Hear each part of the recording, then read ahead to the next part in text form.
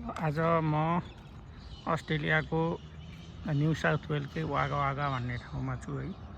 आजको बिहानको morning walk म यो वागा वागा सिटीको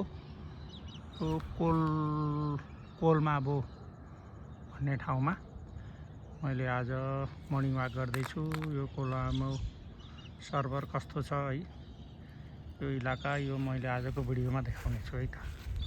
मेरो मर्निङ वाक सुरु भएको छ। यस्तो छ, यो खुला छ यो है।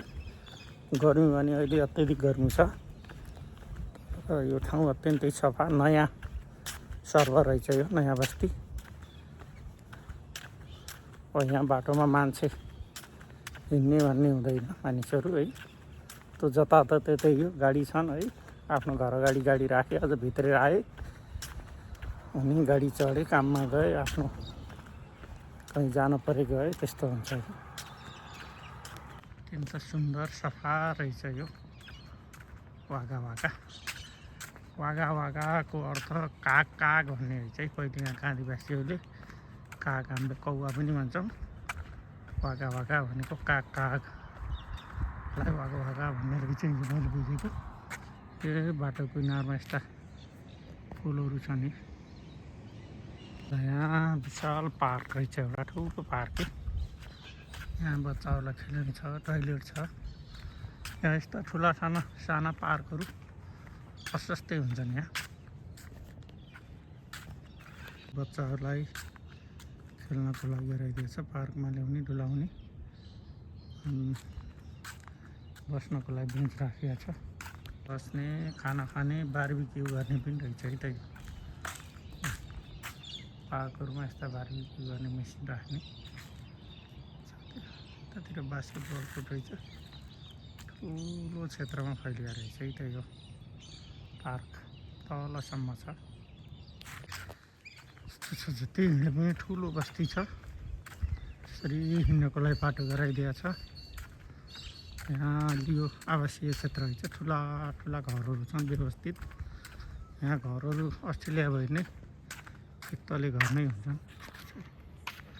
दुईजना उता मर्निङ वाक बाटोमा कोही हिँड्दैनन्, यस्तो छ है। यहाँ ठुलो क्षेत्रलाई घेरेर राखेको रहेछ। यो कृषि तोरी लाए जस्तो लाग्यो, कृषि योग्य जमिन रहेछ। यहाँदेखि यता माथितिर नि बस्ती छ, त्यहाँ एउटा पार्क पनि रहेछ। अनि यतातिर पनि अलिअलि बस्ती छ, नभए ठुलो कृषि योग्य जमिन रहेछ। र यो यहाँ नदी छ एउटा है त, यो रिभर। त्यो नदीको पानी ल्याएर कृषि योग्य जमिनमा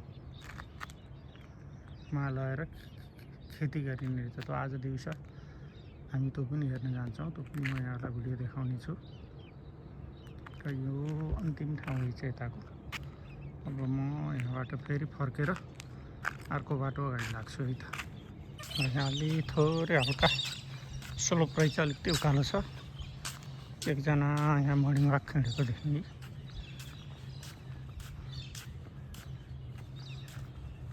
यसरी ट्रेकिङ रुट, बाटोमा हिँड्नको लागि त्यो बाटो गएको छ, त्यो ट्रेकिङ रुट।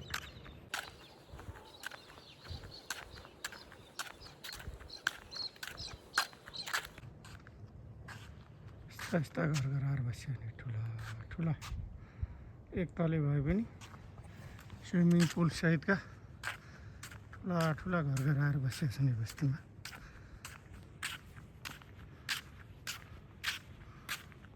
र यहाँ फेरि ठुलो प्लानिङ गरेको रहेछ, जग्गाको प्लानिङ गरेर टुक्रा गराएर पानी बिजुली सबै जोडेर व्यवस्थित गराएर बल्ल यहाँ जग्गा बिक्री हुन्छ। अथवा बिल्डरहरूले घर गराउँछ नि, आफै घर गराउनु पाइन्न, काउन्सिलको डिजाइन अनुसार बनाउने हो। त्यतातिर नि ठुलो बस्ती रहेछ पारी। यो खाली जग्गामा यी सबै व्यवस्थापन गर्दैछ है। ल यो पनि अन्तिम ठाउँ रहेछ। अब यहाँबाट नि म फर्केँ है त। अब म यता फर्केँ।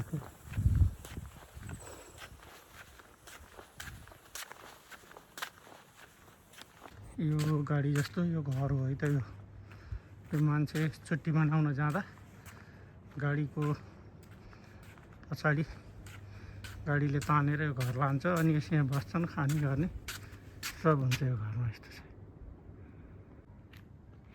यहाँ तानेर गाडी लान्छ अनि बस्ने जग्गाको थोरै पैसा तिरे भयो, अरू आफ्नै भएपछि सबै हुन्छ। यसभित्र सब सुविधा सहितको छ यो।